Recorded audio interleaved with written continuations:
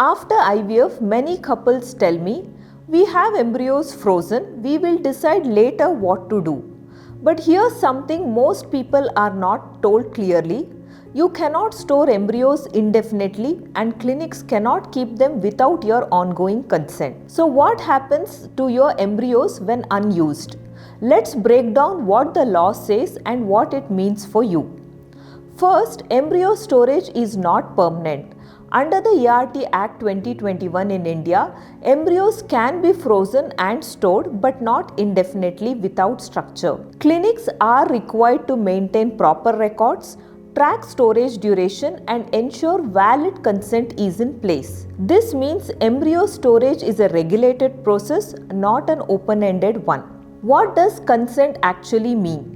Before freezing embryos, couples sign consent forms.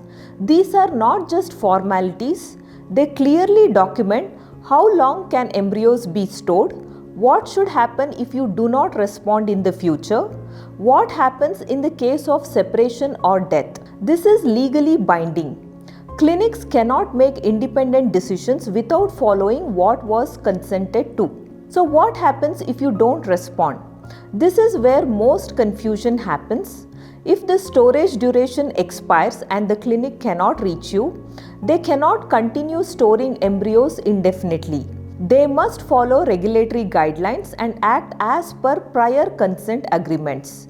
This means either the embryos are discarded or used for research if prior consent exists. This is not decided casually, it is governed by documentation you signed earlier. So can you extend storage? Yes, but it requires active participation. You may need to renew consent periodically, pay storage fees and stay reachable to the clinic. If communication breaks down, decisions become limited by law. Many couples emotionally assume they will decide when they are ready, but legally decisions are already partially defined at the time of consent. That's why understanding this early is important. To conclude, here's the clear takeaway. Embryos are not stored indefinitely by default. Consent is not a one-time form, it guides future decisions. And if you don't stay engaged, decisions may be based on what you signed earlier. This is not just a medical process, it is legal and ethical responsibility. Make sure you know what you had agreed to.